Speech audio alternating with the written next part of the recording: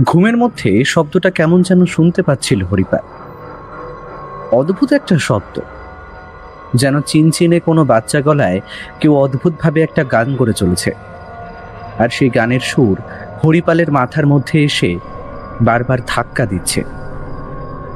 সুরটার সঙ্গে সঙ্গে কিছু কথাও যেন মাঝে মাঝে শোনা যাচ্ছে।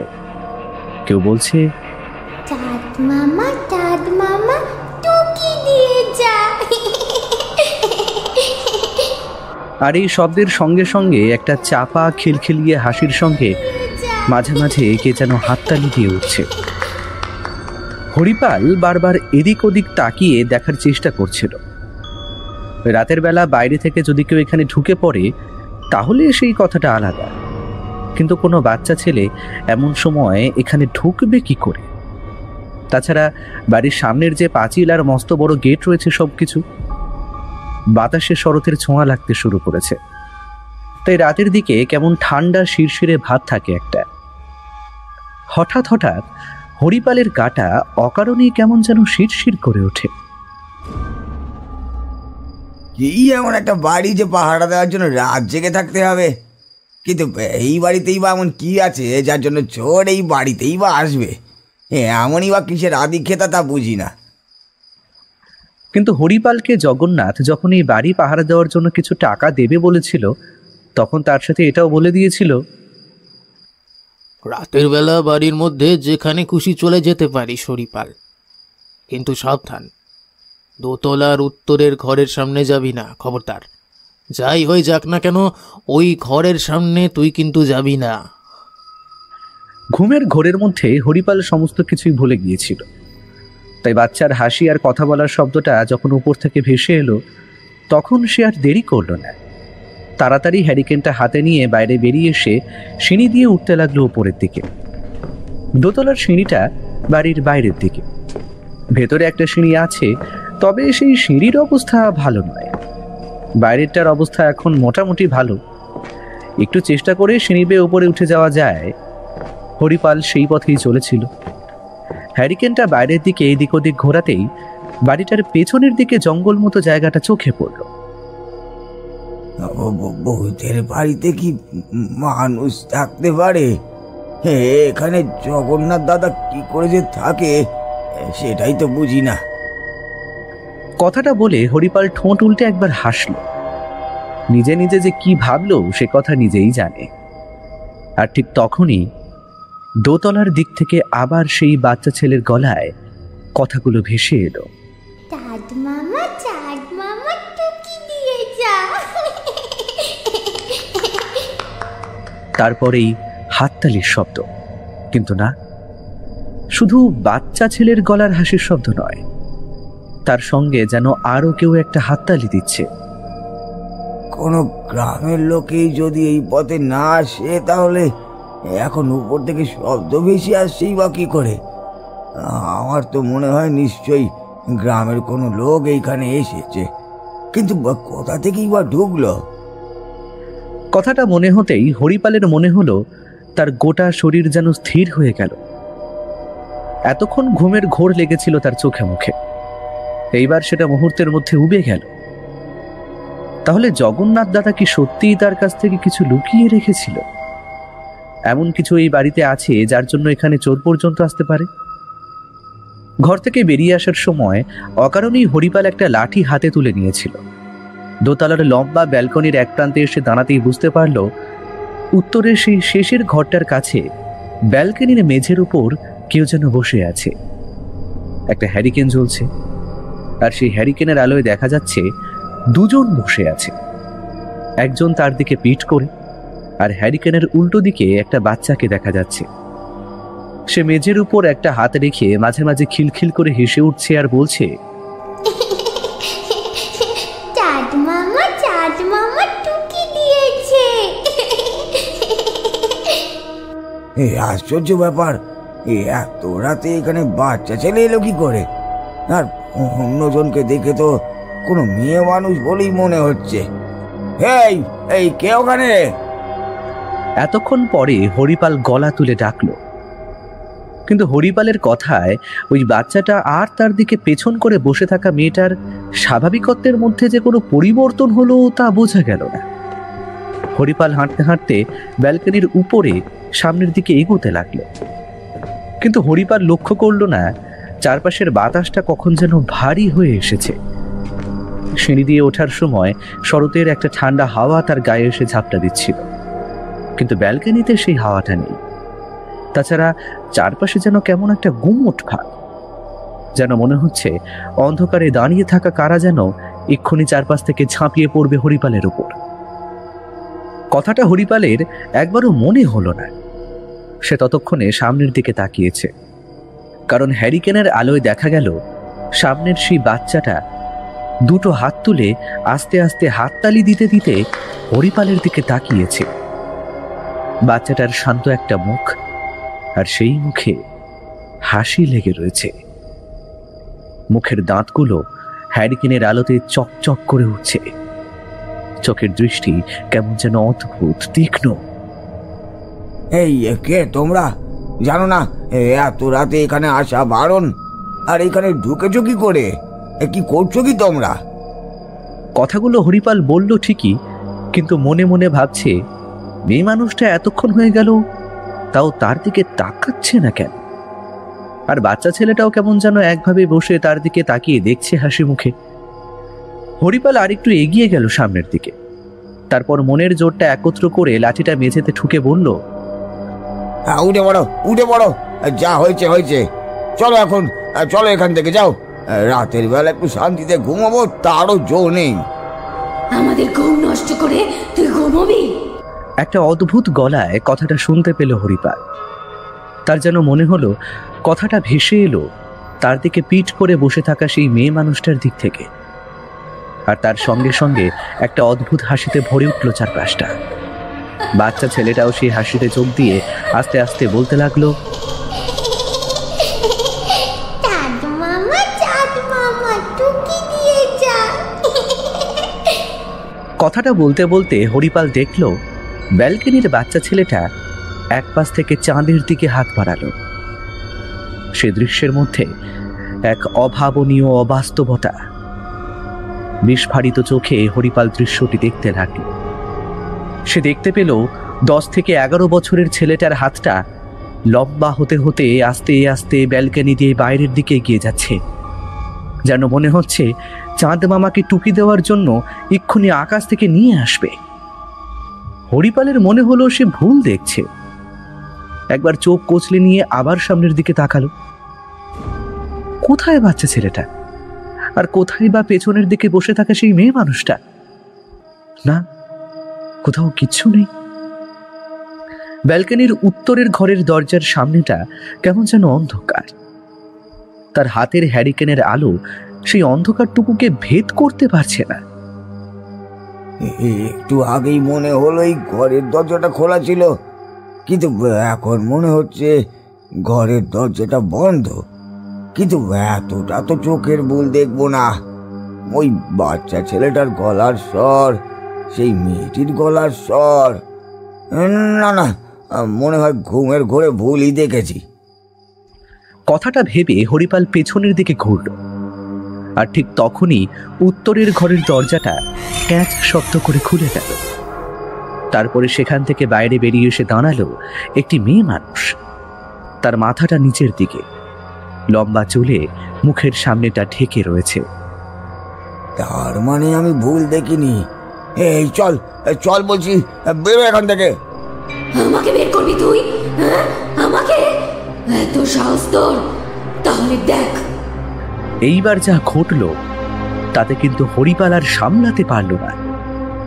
মাথার সামনের চুলগুলো সরে যেতে দেখা গেল একটা বিভৎস বড় বড় দুটো বিস্ফারিত সাদা ঘোলাটে মণিহীন চোখ, তার সঙ্গে মুখের দুপাশ থেকে বেয়ে আসা রক্ত। মুখে লম্বা দাঁতগুলো কেমন বিভক্ত করে তুলেছে। তার নাক থেকে বেরিয়ে আসা ঠান্ডা বাতাস কেমন যেন হরিপালের গায়ে এসে পড়ছে। তার সঙ্গে সঙ্গে তার হাত দুটো লম্বা নখ দিয়ে এগিয়ে আসতে লাগলো হরিপালের দিকে।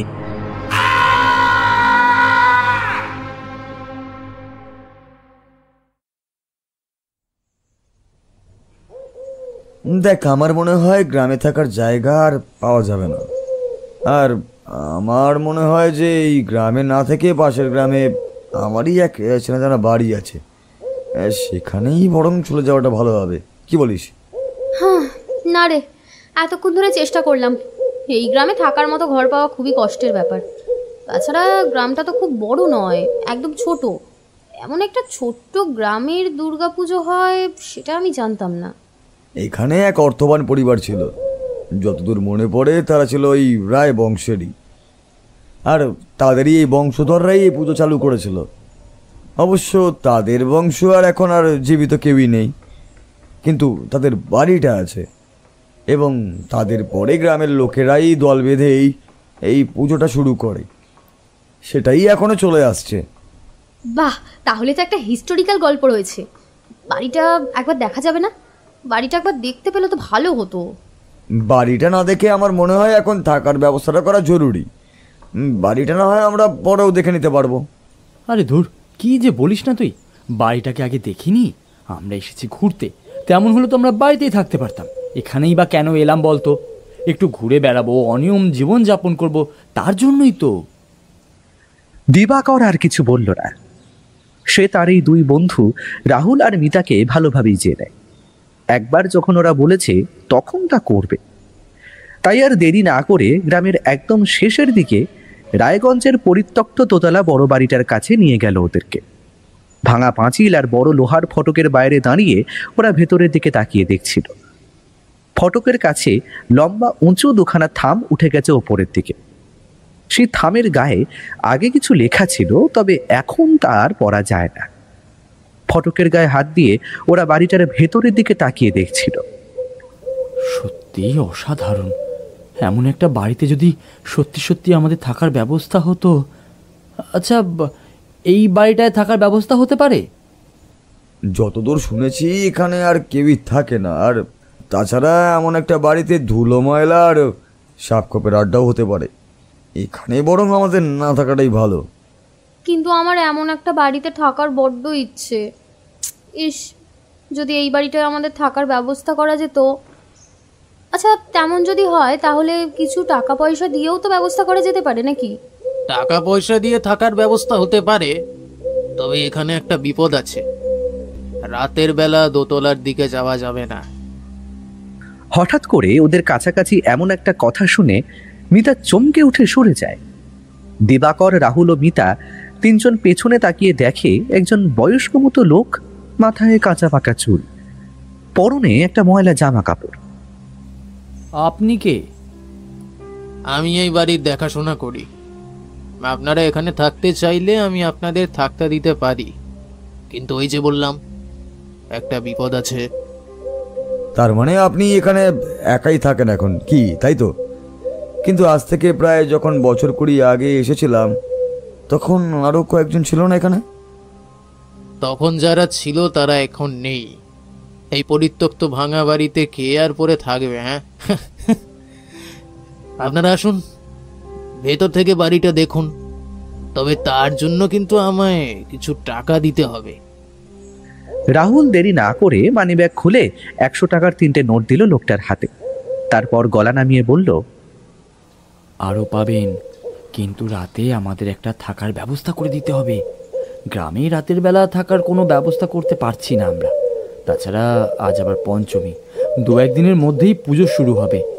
এইবারই গ্রামে পুজোটা আমরা পুরোপুরি দেখতে চাই। বাড়িটা দোতলায়।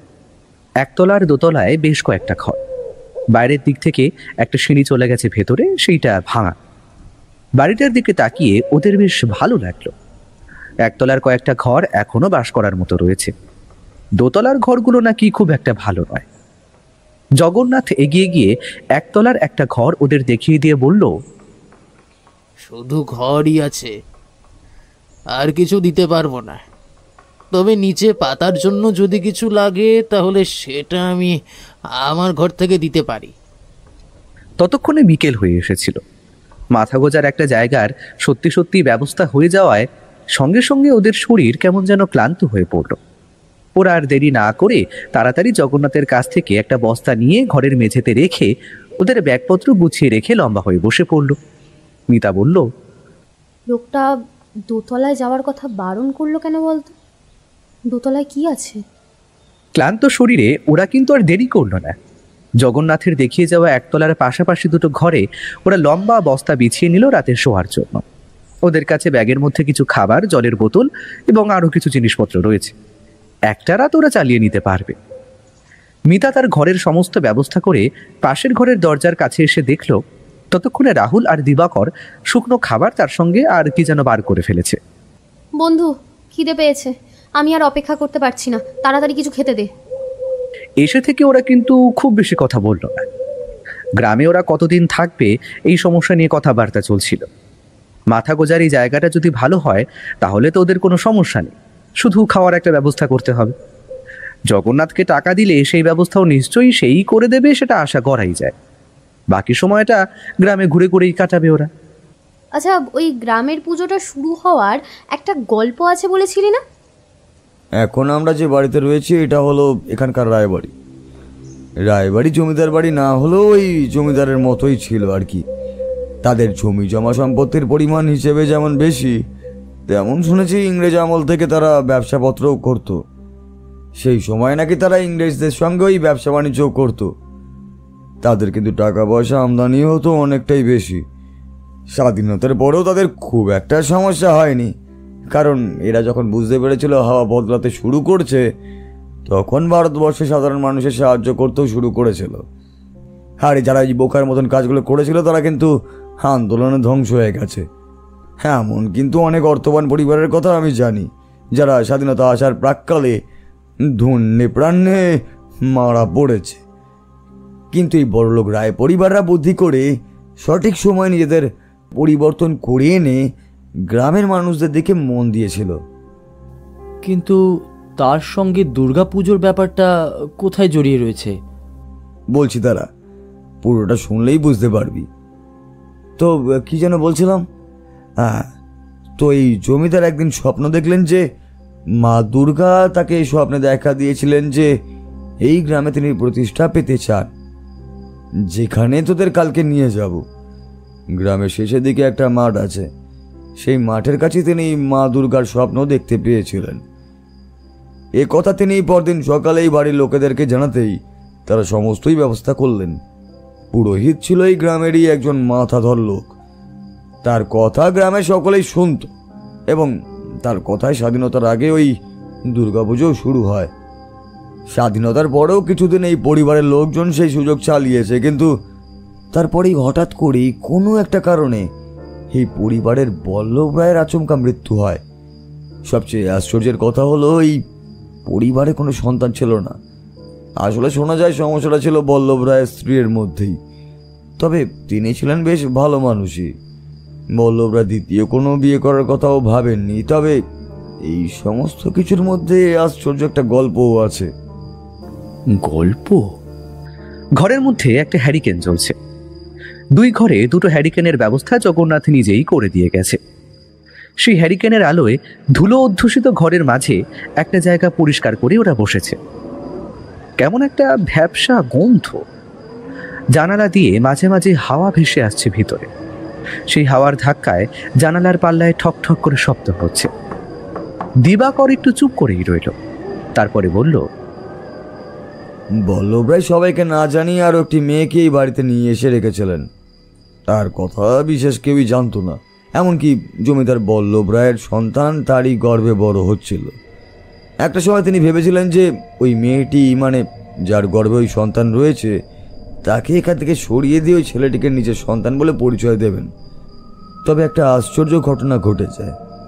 ওই মেয়েটি এবং তার সন্তান নাকি একদিন রাতের বেলায় হঠাৎ করে নিরুদ্দেশ হয়ে যায়। তারপর থেকেই বাড়ির উপর এমন সমস্যা শুরু হয় যা অভাবনীয়। প্রথমে বল্লভ রায়, তারপরে তার স্ত্রী এবং তারপরে বাড়ির কিছু লোকেরাও আস্তে আস্তে মারা যেতে থাকে। শুধু তখন নয় বাবুরা, এখনো সে এখানেই আছে। হঠাৎ করে জগন্নাথের গলায় কথাটা শোনায় তিনজনে চমকে ওঠে। তারা দরজার দিকে তাকায়। দরজার কাছে লাঠি হাতে নিয়ে কখন যেন জগন্নাথ এসে দাঁড়িয়েছে তা ওরা বুঝতেই পারেনি। হ্যারিকেনের আলোয় জগন্নাথের মুখটা অল্প অল্প দেখা যায়। বাইরে চাঁদের আলোটা তার পেছনে এসে পড়েছে। আকাশটা কখন যেন আরো কালো মেঘে ঢেকে গেছে। তার মাঝখান দিয়ে অল্প চাঁদের আলো বারান্দার কাছে এসে পড়ছে। ওরা কিছু বলার আগেই জগন্নাথ বলে ওঠে, সে এখনো এখানেই আছে। নিজের ছেলেকে নিয়ে মাঝে মাঝেই তাকে দেখা যায়। তাই আপনাদের সাবধান করে দিলাম, রাতের বেলা ঘর থেকে কিন্তু কেউ বেরোবেন না, কেউ না। জগন্নাথ আরো কিছু বলতো মনে হয়। তারপরেই হঠাৎ করে কিসের একটা শব্দ শুনে সে তাড়াতাড়ি সামনের দিকে চলে গেল। হঠাৎ করে এমন একটা আকস্মিক ঘটনায় তিনজনেই চুপ হয়ে গিয়েছিল। প্রথমে নিস্তব্ধতা ভেঙে রাহুলই বলে উঠল, এই পুরনো বাড়িঘর এই জন্যই আমার এতটা ভালো লাগে। সব জায়গায় একটা না একটা ভূতের গল্প ঠিক থাকবেই। অথচ জগন্নাথ কিন্তু এতদিন এখানেই রয়েছে। ও নিজেই বলেছে ও এখানে একা থাকে। তাহলে ওর কোনো সমস্যা হয়নি কেন? আরে এই সমস্ত সব বাজে কথা, বাইরের লোকেদেরকে এই বাড়ি থেকে দূরে রাখার জন্য। এখানে অন্য কোনো ব্যাপার আছে। এ ব্যাপারে কোনো কিছু বুঝতে না পারলেও খাওয়া দাওয়া সেরে মিতা তার ঘরে চলে গেল। দিবাকর আর রাহুল সেখানে শুয়ে পড়ল। তিনজনই ক্লান্ত হয়েছিল, তাই পুজোর কয়েকটা দিন ওরা কি করবে আর ঠিক কবে এখান থেকে ফেরার জন্য রওনা হবে এসব কথা ভাবতে ভাবতে ওরা কখন যেন ঘুমিয়ে পড়েছিল। মিতার যখন ঘুমটা ভাঙল তখন সে দেখতে পেল পায়ের কাছের জানালাটা খোলা, অথচ সে নিজের হাতে জানালাটা বন্ধ করে দিয়েছিল। ছিটকিনি নেই বলে ভেতর থেকে আটকাতে পারেনি, বোধহয় হাওয়ার জন্য খুলে গেছে। উঠে বসে মিতা জানালার দিকে এগিয়ে যায়। পাল্লাটা বন্ধ করতে যাবে এমন সময় দেখতে পায় বাড়ির পেছনের দিকে একটা ভাঙা পাঁচিল আছে। তার আগে খানিকটা জঙ্গল মতো জায়গা। ঠিক সেই জঙ্গলের মতো জায়গাটায় কেউ একটা দাঁড়িয়ে রয়েছে না। ভালো করে দেখার চেষ্টা করতেই চাঁদের আলোয় অস্পষ্টভাবে বোঝা যায় কাঁচা পাকা চুল আর হাতে একটা লাঠি, আর অন্য হাতে একটা হেরিকেন। ওটা তো জগন্নাথ, কিন্তু এত রাতে ওইখানে দাঁড়িয়ে কি করছে? মিতা আরো ভালোভাবে লক্ষ্য করে, আর লক্ষ্য করতেই বুঝতে পারে তার ঘরের কাছে যেন একটা ঠান্ডা হাওয়া আস্তে আস্তে ছুটে আসছে। জগন্নাথ একভাবে তাকিয়ে রয়েছে ওপরের দিকে। তার দৃষ্টি দোতলার ঘরের পেছনের দিকের জানালাগুলোর দিকে, আর সেই দিকে তাকিয়ে হাত নাড়িয়ে নাড়িয়ে সে যেন কি একটা বলছে কাউকে। এই বাড়িতে তো কেউ থাকে না, দোতলায় ওঠাও বারণ, সে কথা নিজেই আমাদেরকে জগন্নাথ বলেছে। তাহলে এখন সে কার সঙ্গে কথা বলছে? মিতার মনে হলো জগন্নাথকে একবার ডাকা দরকার। তারপর কি মনে হতে জানালার একটা পাল্লা বন্ধ করে আর একটা পাল্লার কাছে অন্ধকারে চুপ করে দাঁড়িয়ে সামনের দিকে দেখতে লাগলো মিতা। জগন্নাথ কিন্তু হাত তুলে বারবার কি যেন একটা বোঝাচ্ছে কাউকে। বুঝতে পারছে না বলেই বোধ হয় বিরক্ত হয়ে হ্যারিকেন আর লাঠিটা নামিয়ে রেখে দুহাত দিয়ে বোঝাতে লাগলো। তারপর যেন একসময় বিরক্ত হয়ে হ্যারিকেন আর লাঠিটা তুলে নিয়ে দ্রুত পায়ে জঙ্গলের দিকটা থেকে এগিয়ে গেল বাড়ির সামনের দিকে। একটা অজানা কৌতূহল মিতাকে স্পর্শ করেছিল বটে, তবে ক্লান্তিতে তার দুই চোখ জুড়িয়ে আসছিল। তাই সে আর এসব ঝামেলায় না গিয়ে সোজা গিয়ে শুয়ে পড়ল নিজের বিছানায়।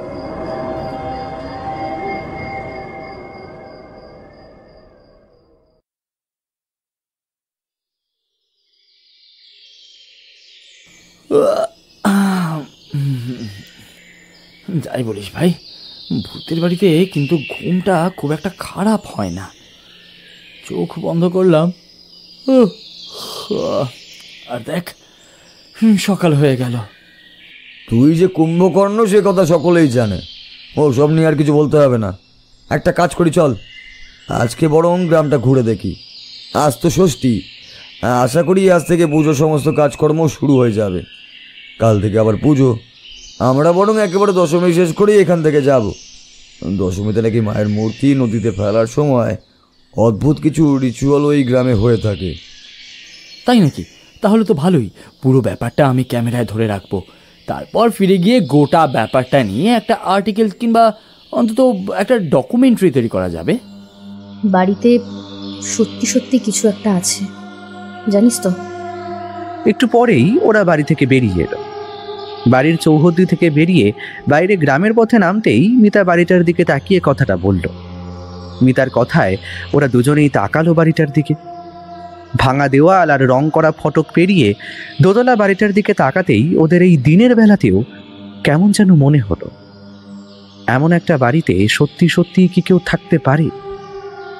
একদম উপরের দিকের দেওয়াল এখানে ওখানে ভেঙে পড়েছে, ব্যালকনির একপাশের দুটো থাম ভেঙে ঝুলছে।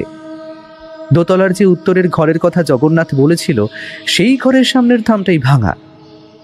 জঙ্গল হয়ে এমনভাবে বাড়িটাকে আড়াল করার চেষ্টা করেছে যেন শুধু একটা দোতলাই দেখা যাচ্ছে, একতলা দেখা যাবে না।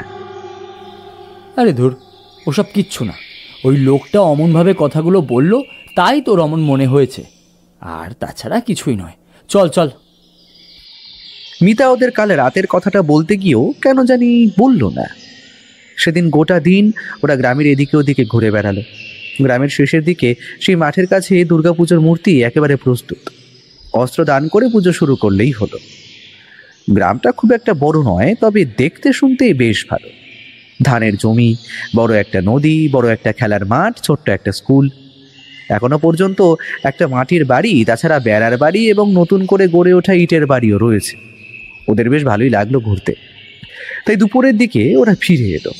জগন্নাথ রান্নার ব্যবস্থা করেছিল, নিজের হাতে রান্না বান্না করে ওদের খেতে দিয়েছিল। কিন্তু জগন্নাথের রান্নার হাত খুব একটা ভালো না। কি করবি, এখানে হোটেল কিংবা অন্য কিছু তো আমরা পাবো না, যেভাবেই হোক খেয়ে ফেল। তাছাড়া আমরা তো আছি মাত্র আর এই কয়েকটা দিনই। জগন্নাথের সঙ্গে ওদের বেশি কথা হলো না। ওরা খেয়াল করলো জগন্নাথ সচরাচর কথা বলে না, কিন্তু আগের দিন রাতে সে অনেক কথাই বলেছিল। সেদিন পর্যন্ত ওদের এখানে ওখানে কেটে গেল। রাতের বেলা আবার আগের মতো 2 ঘরে 3 জনের ঘুমানোর ব্যবস্থা হয়েছে। আজ কিন্তু ঘরে ঢুকে শোয়ার আগে মিতা বুঝতে পারলো একটা অদ্ভুত ভয় তাকে আস্তে আস্তে জড়িয়ে ধরতে শুরু করেছে। সেটা জানার জন্য একটা কৌতূহল মিতার মনে দেখা দিয়েছে। সন্ধ্যার দিকে ওরা একবার দুর্গা মণ্ডপের কাছে গিয়েছিল, কয়েকটা ছবি এবং স্থানীয় লোকেদের সঙ্গে কথাবার্তা বলেছে। গোটা গল্পটাই দিবাকরের আগেই শোনা ছিল, তবে যেমন হয় তিলকে তাল করা সেটাই হলো। অনেকেই এই গল্পের মধ্যে অনেক কিছু যুক্ত করে ফেলেছে। এসব ভাবতে ভাবতে মিতা মনটাকে অন্যদিকে ঘোরাবার চেষ্টা করছিল। হঠাৎ করে একটা খট করে শব্দ হতেই মনে হলো জানালার পাল্লাটা একপাশে সরে গেল। ঘরের ভেতরটা খুটখুটে অন্ধকার। হ্যারিকেনের অল্প আলো সেই অন্ধকারটাকে ভেদ করতে পারেনি। দরজা বন্ধ। জানালা খুলে যেতে জানলা থেকে তীব্র চাঁদের আলো যেন ঘরের ভেতরে ঝাঁপিয়ে পড়ল। মিতার পায়ের কাছে এসে পড়েছিল চাঁদের আলো। সে আস্তে আস্তে উঠে দাঁড়ালো, তারপর ধীর পায়ে এগিয়ে গিয়ে দাঁড়ালো জানলার কাছে। তার মনে হয়েছিল আজকেও পেছনে তাকিয়ে জগন্নাথকে দেখতে পাবে, কিন্তু না, পিছনে কোথাও কেউ নেই। চাঁদের আলোয় স্পষ্টভাবে দেখা যাচ্ছে। আর ঠিক তখনই মিতার মনে হলো কোথা থেকে যেন একটা কথা ভেসে আসছে। ভালো করে শোনার জন্য জানালার কাছে কান পাততেই মনে হলো একটা বাচ্চা ছেলে হাসছে। এত রাতে এখানে বাচ্চা আসবে কি করে? এখানে তো আর কেউই নেই। তাহলে কি জগন্নাথ দোতলায় কাউকে আটকে রেখেছে? না, আটকে রাখলে তো তারা চিৎকার করবে, হাসবে কেন? মিতার মনে অনেকগুলো প্রশ্ন জাগতে শুরু করলো। একসময় সে বুঝতে পারলো আসলে অকারণেই সে ভয় পাচ্ছে। নিশ্চয়ই জগন্নাথ দোতলায় কাউকে থাকতে দিয়েছে, এ কথা সে ওদের বলতে চায় না। সেই কারণেই ওদের দোতলায় যেতে বারণ করেছিল। আর উপরে যারা আছে নিশ্চয়ই তাদের সাথে একটা বাচ্চা ছেলে আছে, সেই অমনভাবে হাসছে। মিতার মনে হলো যেন ঘাম দিয়ে জ্বর ছাড়ল।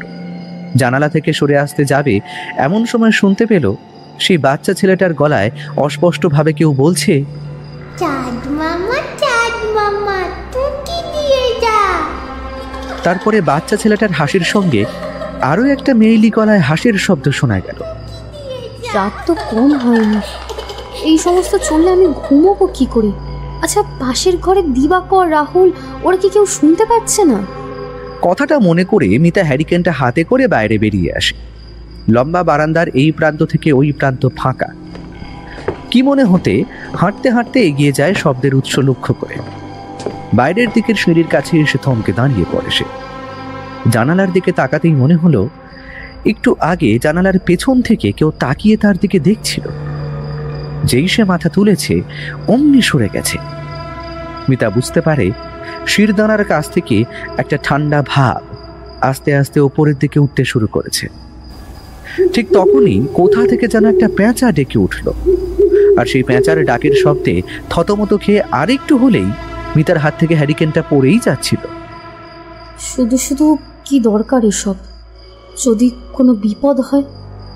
তাছাড়া দিবাকর আর রাহুলকে না জানিয়ে উপরে যাওয়াটা ঠিক হবে না।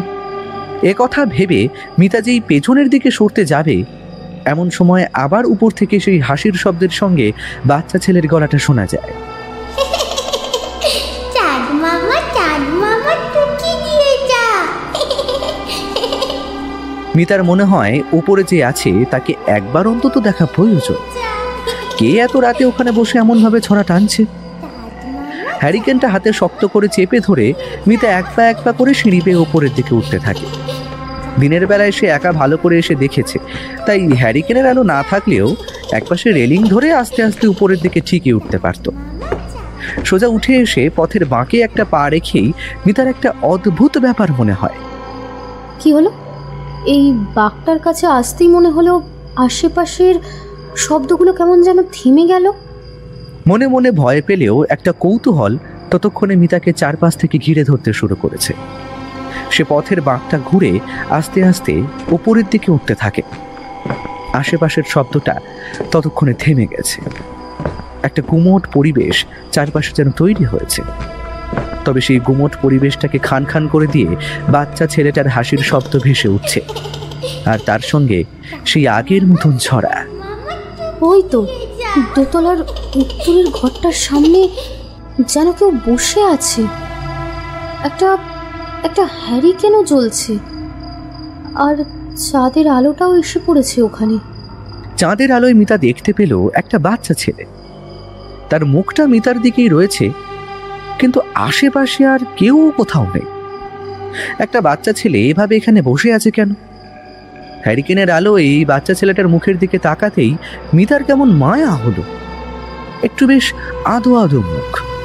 বয়স কত হবে? 4 বছর কিংবা তার একটু বেশি।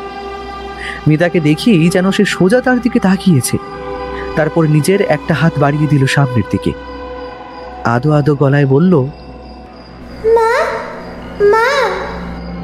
মিতা অবাক হয়ে যায়।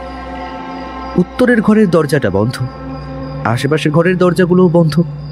তাহলে এত রাতে একটা বাচ্চা ছেলেকে এইভাবে এখানে কে রেখে গেল? মিতার একটু খারাপ লাগে। তাড়াতাড়ি দোতলার ঘরের ব্যালকনিটা এক পাশ থেকে অন্য পাশ পর্যন্ত পেরিয়ে এসে বাচ্চাটার কাছে গিয়ে দাঁড়ায়। বাচ্চাটা ততক্ষণে মাথা নামিয়ে দু হাতে মেঝের ওপর আস্তে আস্তে হাততালি দেওয়ার মতো করে শব্দ করছে। তুমি কে? আর এত রাতে এখানে কি করছো? তোমার বাবা মা কোথায়? বাচ্চা ছেলেটা কিন্তু কিচ্ছু বলে না, হাসি মুখে তাকিয়ে থাকে মিতার দিকে। তারপর একটা আঙুল তুলে দেখায় ওই চাঁদের দিকে। আবার আগের মতোই গলায় বলে, চাঁদ মামা টুকি দিয়ে যা। ঠিক তখনই মিতার মনে হয় তার পেছনে যেন কেউ একজন এসে দাঁড়িয়েছে, কিন্তু পায়ের শব্দ সে শুনতে পায়নি। পেছনের দিকে এক ঝটকায় ঘুরে তাকাবার মতো সাহস তার ছিল না। মনে হলো ঘাড়ের কাছে কেউ যেন শক্ত একটা লোহার মতো হাত আটকে দিয়েছে। পেছনে সে কিছুতেই ঘুরতে পারছে না। বাচ্চা ছেলেটা ততক্ষণে তার একটা হাত ধরেছে। হাতটা ভীষণ বরফের মতন ঠান্ডা। বাচ্চা ছেলেটা তার হাত ধরে উঠে দাঁড়িয়েছে মেঝের ওপর। ঠিক তখনই পেছন থেকে একটা মেয়েলি ভারী অদ্ভুত গলায় কেউ হাসতে হাসতে বলে ওঠে,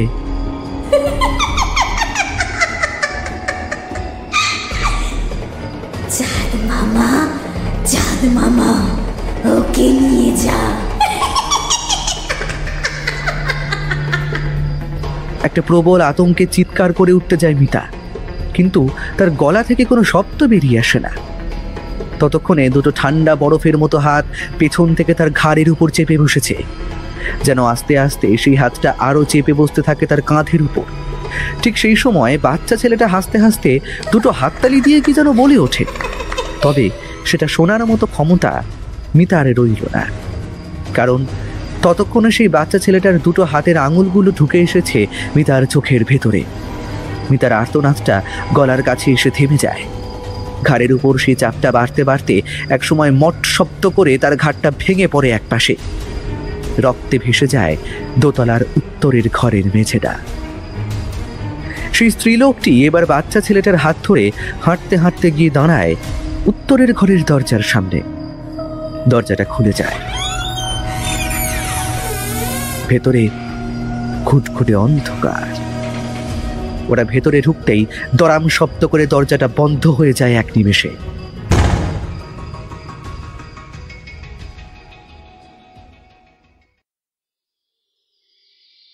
তোমরা কেউ আমার কথা শোনোনি। তোমাদের তোমাদের আমি বারবার বারণ করেছিলাম, দোতলায় ওই দিকে দোতলায় যেও না। রাহুল এগিয়ে গিয়ে জগন্নাথের নোংরা জামার কলারে একটা হ্যাঁচকা টেনে ধরে বলে, শুয়োরের বাচ্চা, সত্যি করে বল, সত্যি করে বল, এসব কি করে হয়েছে? কে করেছে এসব? তুই ছাড়া এখানে কেউ থাকে না, তাহলে? এই ব্যাপারটার জন্য জগন্নাথ বোধহয় প্রস্তুত ছিল না। এমন একটা হ্যাঁচকা টানে সে খানিকটা সামনের দিকে সরে এসেছিল। রাহুল আবার তাকে একটা ধাক্কা দিয়ে মাটির উপরে ফেলে দেয়। দিবাকর তাড়াতাড়ি এগিয়ে এসে বলল, আরে রাহুল, আস্তে আস্তে। তুই বুঝতে পারছিস না এমন একটা কাজ কোনো মানুষের দ্বারা হতেই পারে না। তুই চুপ কর তো, এখানে আসা প্ল্যানটা তো তোরই ছিল। তাছাড়া এটা কোনো মানুষের কাজ নাকি ভূতে করেছে তুই জানিস? এসব গুজবে আমি বিশ্বাস করি না। তাছাড়া স্পষ্টই বোঝা যাচ্ছে কেউ ঘাড় ভেঙেছে। পেছনে ঘাড়ের কাছে হাতের ছাপ নেই, তার মানে হতে পারে ভারী কিছু দিয়ে দু একবার আঘাত করেছে সে। জগন্নাথ এতক্ষণে উঠে দাঁড়িয়েছিল। এবারে একবার কেশে নিয়ে বলল, আমার গায়ে হাত তুলে কোনো লাভ নেই। আমি আগেই বারণ করেছিলাম, ওই উত্তরের ঘরের কাছে গেলে কেউ আর বেঁচে ফিরবে না। তোমরা চলে যাও এখান থেকে। রাহুল আরো একবার মারতে যাচ্ছিল জগন্নাথকে, কিন্তু দিবাকর তাকে সরিয়ে নিয়ে আসে। বলে, আরে আমার কথাটা তো শোন, এখনই ওসব করে কোনো লাভ হবে না। পুলিশকে জানাতে হবে ব্যাপারটা, কিন্তু থানা এখান থেকে প্রায় 2 গ্রাম দূরে। ব্যাপারটা কি একবার আশেপাশে লোকেদেরকে জানিয়ে দেখব যে কি হয়। রাহুল আর কিছু বলে না, সোজা হাঁটতে হাঁটতে উঠে আসে দোতলার দিকে। দোতলার সিঁড়িটা পেরিয়ে উপরে উঠতেই চিৎকার করে ওঠে, কি হলো? এই মিতার লাশটা কোথায় গেল? এমন একটা কথা শুনে দিবাকর ছুটে যায় দোতলায়। জগন্নাথ পেছনে পেছনে আসে। উত্তরের দরজার কাছে রক্ত ছড়িয়ে পড়েছিল, এখন এক ফোঁটাও রক্ত নেই। ওরা অবাক হয়ে যায়। এদিক ওদিক খুঁজেও কিছুই পাওয়া যায় না। গোটা বাড়িতে কোথাও মিতার শরীরটা নেই, কিন্তু উত্তরের ওই ঘরের দরজাটা বারবার ধাক্কা দিয়ে ওরা খুলতে পারেনি। তাই দুপুর পর্যন্ত খোঁজাখুঁজির পরে ওরা কেমন যেন অদ্ভুতভাবে ক্লান্ত হয়ে পড়ে। সেদিন এত কিছুর পরেও কিন্তু ওদের বাইরে বেরোনোর ইচ্ছে নেই। সন্ধ্যাবেলাতেই দিবাকর স্থির করে, আজকে রাতটা যাক, তারপর না হয় আমরা কাল সকালেই থানায় যাব। থানায় গিয়ে সমস্ত কথা জানাবো। কিন্তু আমি এখনো বিশ্বাস করতে পারছি না যে জগন্নাথ এই কাজটা করেছে। জগন্নাথ তো প্রায় বৃদ্ধ মানুষ, তার শরীরেই কি বা এতটা জোর হবে? হ্যাঁ, সেটা আমারও মনে হয়েছে, কিন্তু তাহলে কাজটা করলো কে? যদি জগন্নাথের কথা বিশ্বাস করতে হয় তাহলে তো ওই দোতলার উত্তরের ঘরে কিছু একটা আছে, সেটাও বিশ্বাস করতে হবে। কিন্তু সেটা আমার পক্ষে বিশ্বাস করা একদমই সম্ভব নয়।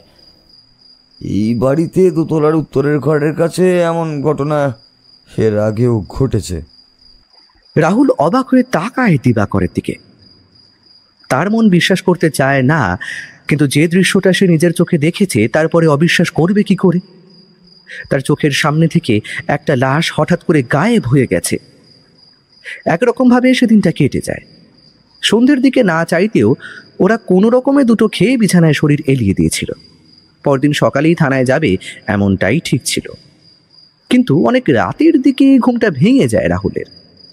ঘুমটা ভেঙে যাওয়ার পরেই সে দেখতে পায় দরজার কাছে এসে দাঁড়িয়েছে মিতা, আরে তুই তুই কোথায় গেছিলি? আর আর সকালে যে তোকে দেখলাম। সকালে তুই যেটা দেখেছিস সেটা ভুল দেখেছিস। আমি আমি তোদের সাথে একটু মশকরা করছিলাম, না হলে আমার লাশটা তোরা খুঁজে পেলি না কেন বল? ঠিক বলেছিস, তোর গায়ে তো আঘাতের তেমন কোনো চিহ্ন ছিল না, মাথাটা শুধু এক পাশে বেঁকে ছিল, আর আর চারপাশে রক্ত ছড়িয়েছিল। কিন্তু পরে তো সেই রক্ত আর তোকেও তো দেখতে পাইনি। আমি আমি তোদের একটু ভয় দেখাচ্ছিলাম। আয়, আমার সঙ্গে আয়, একটা একটা জিনিস দেখাবো তোকে। দাঁড়া, 1 মিনিট দাঁড়া, দিবাকরকে আগে ডেকে তুলি। ও দিবাকর তোকে দেখলে খুশি হবে। ওকে ডাকতে হবে না, আমি আমি দেখাতে চাই না ওকে। তুই আয়, আমার সঙ্গে আয়, তোকে একটা জিনিস দেখাবো। রাহুল আর কোনো প্রশ্ন করে না। মিতার সমস্ত কথায় বিশ্বাস করে এসে বেরিয়ে আসে ঘর থেকে। তারপরে মিতাকে লক্ষ্য করে উঠতে থাকে সিঁড়ি দিয়ে। কখন ওরা হাঁটতে হাঁটতে দোতলার ব্যালকনির কাছে এসে পড়েছে রাহুলেরও তা মনে নেই। সেখানে দাঁড়িয়ে রাহুল দেখতে পায় উত্তরের ঘরের দরজার কাছে বসে রয়েছে একটা বাচ্চা ছেলে, আর তার সামনেই ওদের দিকে পিঠ করে বসে আছে কি যেন। তুই বলেছিলি না এই বাড়ির দোতলায় কারা থাকে তুই জানতে চাস? ওই দেখ, ওরা এই বাড়ির দোতলায় থাকে। এই উত্তরের ঘরে থাকে জগন্নাথ। জগন্নাথ আমাদের মিথ্যে কথা বলেছে। এখানে আমরা ছাড়া ওরাও থাকে। ওরা দিনের বেলা বাইরে আসে না, শুধুমাত্র রাতের বেলাতেই বাইরে আসে। তার মানে তুই কি ওই উত্তরে ঘরে লুকিয়েছিলি? হ্যাঁ, ওইখানে লুকিয়ে থাকার একটা ভালো জায়গা আছে। চল চল, তোকে দেখাবো। ততক্ষণে রাহুল শুনতে পেয়েছে সেই ছেলেটার মুখে বলতে থাকা ছড়াটা। ছেলেটা যেন ওদের দিকে তাকিয়ে হাসছে আর একটা আঙুল তুলেছে ওদের দিকে। এইবার বসে থাকা সেই মহিলাটা পেছন ঘুরে তাকায়। পরনে একটা দামি শাড়ি, গলায় নাকে কানে সোনার দামি অলংকার, আর মুখে একটা অদ্ভুত হাসি। রাহুল এগিয়ে গিয়ে দাঁড়ায় ওদের পাশে। মিতা বলে, চিনতে পারছিস না তো?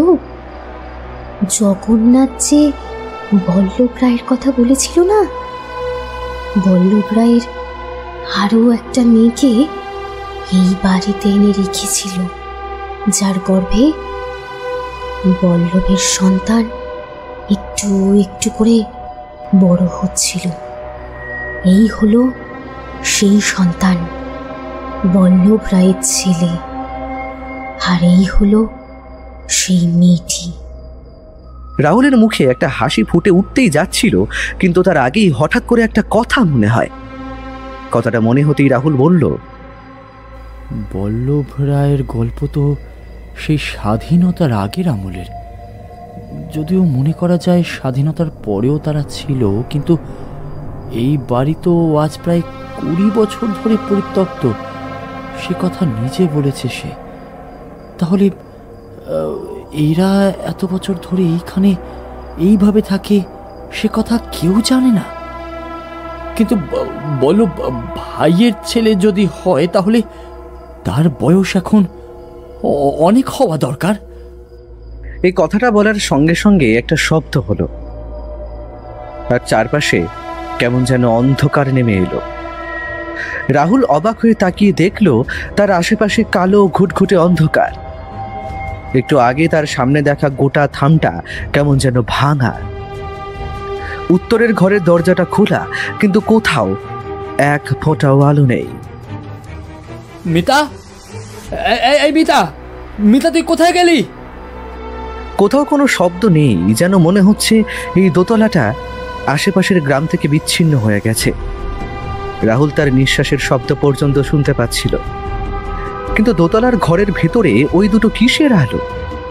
কিসের যেন দুটো সাদা রঙের চোখ? না না, দুটো নয়, 4টে, 6টা, 8টা, অনেকগুলো চোখ দেখা যাচ্ছে। রাহুল প্রাণপণে পেছনের দিকে ছুটে পালাতে যাবে, এমন সময় কে একটা তার পা দুটো টেনে ধরল। চিৎকার করে ওঠে রাহুল, তারপর আস্তে আস্তে স্তব্ধ হয়ে আসে তার গলা। একটা ঠান্ডা বরফের মতো হাত তার মুখটা চেপে ধরতেই রাহুলের মনে হয় হাতের লম্বা লম্বা নখগুলো তার গাল ভেদ করে ভেতরের দিকে ঢুকে যাচ্ছে।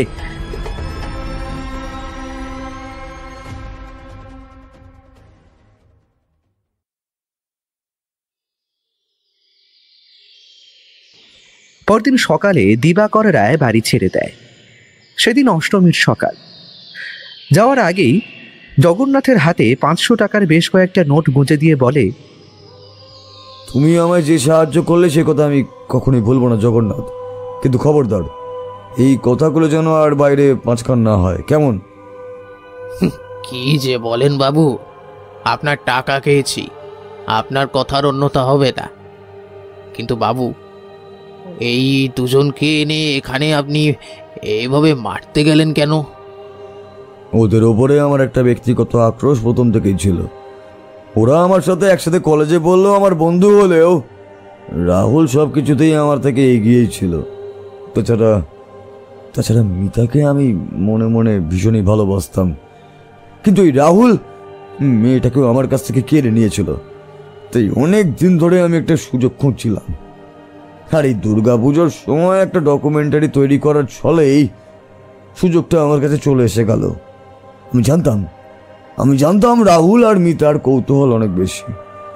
তারা একদিন না একদিন ওই ওপরের ঘরে যাবে, আর একজনের ওপরের ঘরে গিয়ে মরলেই আরেকজনকে ঠিক সে টেনে নিয়ে যাবে। বেশ, আর বাকি কাজটাই বাড়ির দোতলাই করে দিয়েছে। জগন্নাথের মুখে একটা অদ্ভুত হাসি ফুটে উঠল। সেদিন রাতে জানালার কাছে দাঁড়িয়ে যে মেয়েটা তাকে দেখছিল, সেটা জগন্নাথ নিজেও ভালোভাবে জানে। সপ্তমীর পরে অষ্টমীর সকালেই দিবাকর গ্রাম ছেড়ে ফিরে আসে নিজের বাড়িতে। নবমীর রাত, গোটা শহর জুড়ে পুজো। এখানে ওখানে গান বাজনার শব্দ আর ঢাকের আওয়াজ ভেসে আসছে। একটা অন্ধকার রাস্তা দিয়ে বাড়ির দিকে ফিরে আসলো দিবাকর। তার মনে এখন খুশি। সেই খুশিতে একটু মদ্যপানও করে ফেলেছিল। টলমলো পায়ে অন্ধকার রাস্তা দিয়ে ফিরে আসতে আসতে একবার মনে হলো কে যেন তাকে পেছন থেকে ডাকলো। কোন সালা রে? আমায় ডাকছিস? কে ডাকছিস বল দেখিনি। আমি। আমায় চিনতে পারছিস না দিবাকর? রাহুল, তুই এখানে কি করে আসবি? হাহা শব্দ করে রাহুল হেসে ওঠে, তারপরে বলে,